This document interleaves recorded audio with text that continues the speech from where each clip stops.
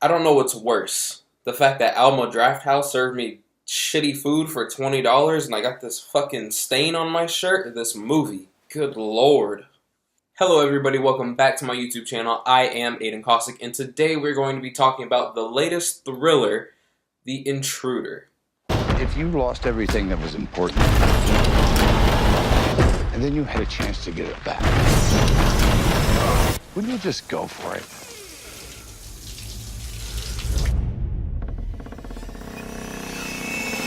Lights off!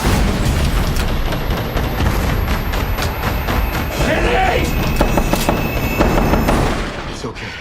Okay, we're not dying, okay? Everything I do for us.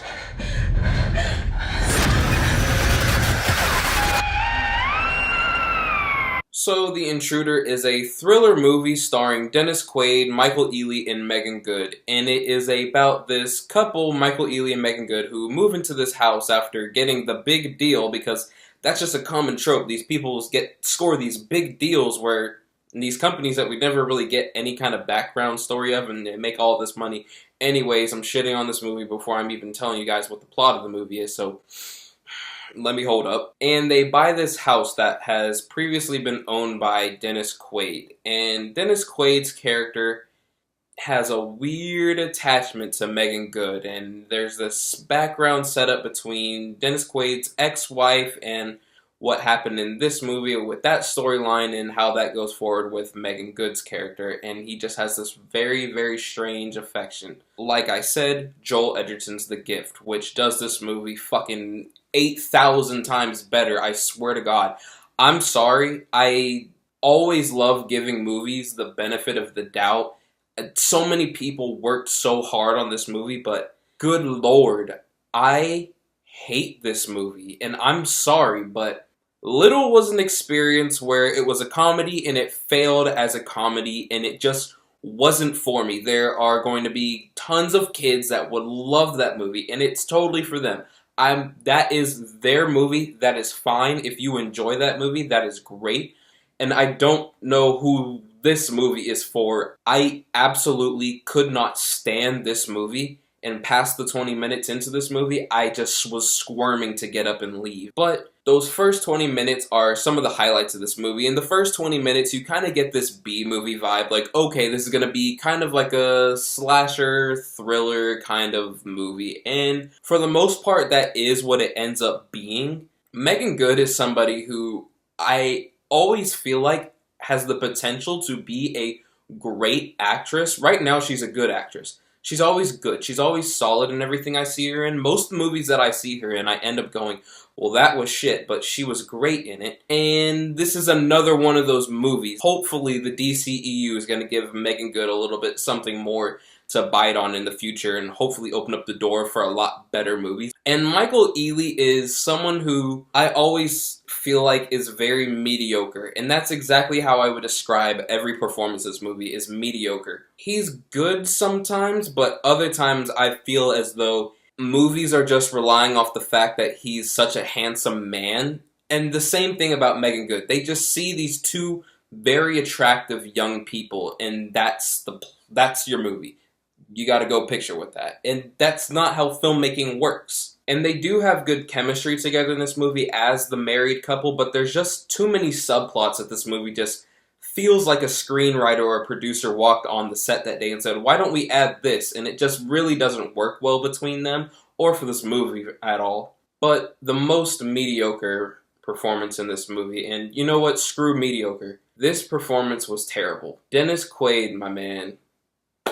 Dennis Quaid. He is terrible in this movie. At first, I wasn't sure how the writers were writing him into this movie, or the editing, the really jarring editing, by the way, or the fact that this movie has a lack of perspective. You get it from multiple point of views, which this kind of a movie isn't really meant for. It comes down to the fact that he is just an outright cheeseball in this movie, and I'm a little worried for where his career has been going lately with the Dogs movies. Who cares about those movies? That's enough for the performances. Everything else in this movie is just It's no. That's what it is. It's no. It's just not good. The writing in this movie is really bad. There's just so many random plot points and random characters that just get dropped into this movie and just kind of drop off like a fart in the wind, like nothing ever happened, like it doesn't mesh well. And on top of that, the editing in this movie and the way that the scenes are edited around throughout this movie, and even some of the scares themselves are just, they don't work. A lot of that has to do with some of the choices of music that they have in this movie. A lot of the music is really bad. This is something that I personally really hate in movies that they do, is when they take a glossy film like this and they drop over some rap song, some recent Kendrick Lamar, or some Trippie Redd, whatever it may be, Juice WRLD, and it just doesn't, it's not good. It's so jarring. It's like a slap in the face. And that also comes from a lack of direction. This movie switches tone so much. It's almost like that episode of SpongeBob with Nosferatu, whenever he's just standing there flipping on and off and on and off. Nosferatu! 1 second it's softcore porn, and then the next second it's a romantic comedy, and then the next second it's a slasher horror, and then the next second it's a psychological thriller, and then the next second it just wants to be a full-on black comedy, and then the next second it wants to be a political social commentary, which is the part that I can't stand. Everything else in this movie, I was like, okay, it's not a good movie, but it's just not working for me. Somebody else will probably enjoy this. I was just kind of teetering between a 3 and a 5 out of 10. It was just, it's what it is, but the way that this movie tackles subject matter that is so crucial and so relevant these days, with whether it be rape or whether it be gun violence, whatever it is just handled with the least amount of class that I have ever seen. If you really want to watch this movie, go watch The Gift. It's thousands and thousands of times better than this is. Go ahead, watch on Netflix right now. Watch it tonight. That movie does it with class. This movie has no class. Honestly, it's probably my least favorite movie of the year. Fuck it. I want to go watch Endgame again. But honestly, guys, I can't rate this movie. You can clearly tell I don't recommend it. I really just don't recommend it at all. And hey, if you guys do like it, and if you guys did see it and you enjoyed it, let me know. What did you guys like about it? Leave a comment down below. Also, be sure to subscribe, like, hit the social media links in the description below so that we guys can stay up to date with everything going on in my personal life. Plus, I just like followers because I like clout. Also, be sure to hit the notification bell so that we guys can stay up to date with everything going on my YouTube channel in the future. And thank you guys so much for watching.